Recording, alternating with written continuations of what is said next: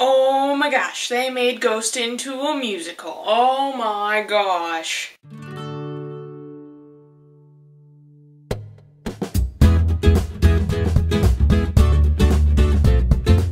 Hey guys, so today we are talking theater. I am such a theater person. I've been crewing for a number of years in many shows, and I've also been trying to get back into acting because I haven't acted since I was like 13 at least. So if you want to know a little bit about the people who go into theater and, you know, just how the theater process works and everything, and just some inside things about theater, I will link you to some videos I did during August of last year, which was vlog every day in August. So have fun with that. So in American theater, you can probably separate most shows into two categories. Straight plays, which says nothing about the sexuality of the actors, it's just what we call a play that has no musical numbers in it, and musicals. And I'll explain and go through the histories and some of the popular shows within those categories later. Also, before we get into the specifics between the two categories of theatre, I just want to talk to you about the Tony Awards, which are the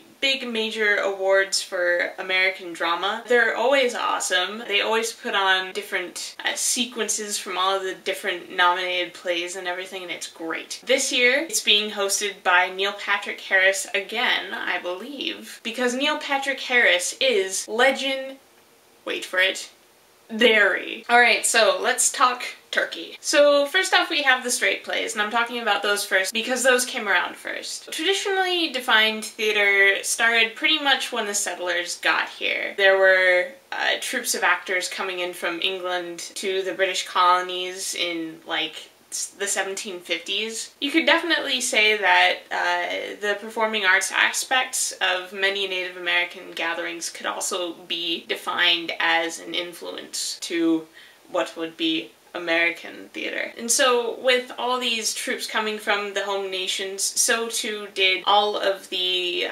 shows and plays that came from those home nations. Though a lot of settlers did write plays and had them put on. And then somehow we just got our own kind of thing, and it's remained pretty much the same, though the styles of communicating stories have definitely become different. It's not like we present stories through Old English all the time anymore. So some popular straight plays, pretty much anything by Tennessee Williams, who wrote The Glass Menagerie and A Streetcar Named Desire, and Arthur Miller, who wrote The Crucible and Death of a Salesman. Those two playwrights are pretty gosh darn significant in the whole grand American theater scheme of things. Thornton Wilder's Our Town is also a really big one. For some more recent straight plays, we have Peter and the Starcatcher, which is obviously based on the books War Horse, which actually was the Tony-nominated play that inspired the Steven Spielberg movie. And not only that, but it was really cool because it was nominated for a Tony because of the way that they had the horses all rigged up. Because, I mean, they had these really just cool, like, horse puppets, and oh my goodness. Link in the doobly-doo. And next, we have musical theater. So musical theater had its start with vaudeville shows, which were pretty much like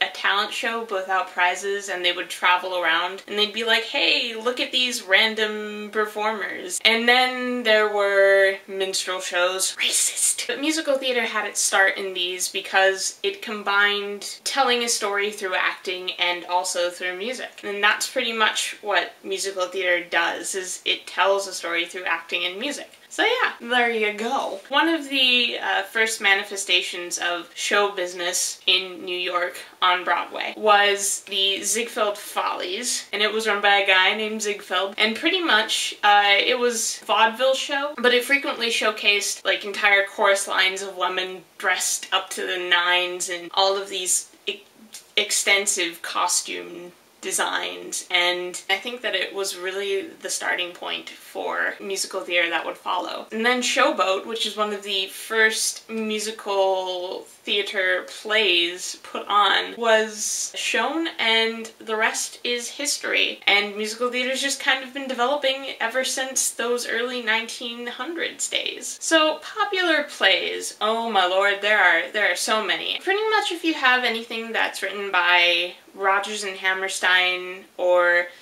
music and lyrics done by Stephen Sondheim, or a play by Lerner and Loewe. Yeah, the whole playwright and composer thing is really popular when it comes to writing musicals. Rodgers and Hammerstein wrote Oklahoma, Carousel, The Sound of Music, South Pacific, and The King and I, among others. Stephen Sondheim wrote the music for Into the Woods and Sweeney Todd. And Lerner and Loewe brought us such masterpieces as Camelot and Brigadoon and My Fair Lady. So we have How to Succeed in Business Without Really Trying, we have The Lion King, Wicked, we have The Book of Mormon, Jersey Boys, Spider-Man Don't Turn Out the Dark, which is, to date, the world's most expensive production ever put on. Everybody thought it was going to be a flop, but I guess it wasn't. Evita, Don't Cry for Me, Argentina, but the rest of you should. Sister Act, the aforementioned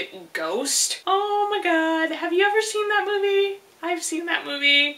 It's sweet. But now I really just want to see it, because I want to see how they do all of that stuff. We have a good old classic of Chicago. We have Memphis, which I think won a few Tonys last year, so it must be good, right? We have your good old Mary Poppins, Jesus Christ Superstar, Noah and the Technicolor Dreamcoat, Priscilla Queen of the Desert, Anything Goes, which me and Chloe have been talking about a lot on the Facebooks. And there's West Side Story, and there are so many. Link in the doobly-doo. There's a long list. Not only do we have a lot of American plays that are being performed these days, we also have a lot of plays that are being brought in from other nations and fully enjoyed. Charlie's Aunt, or The Importance of Being Earnest. And then we have things like Shakespeare, and there's also Les Mis, and Phantom of the Opera, and oh my goodness, so many good plays. I love plays. I love plays so much. Oh my goodness. Yes. I don't know what the word of the week this week is, so I will just make up my own. So the word that I'm going to teach you today is theater, or theater. But last week's words of the week were to eat and food. And so food is pretty much the same as to eat. It's essen. The only difference between the two is that the noun, which is food, is a capital E, whereas the verb is spelled with a lowercase e in the beginning. But yeah, so I believe that is about all I have to say. I will see you all later.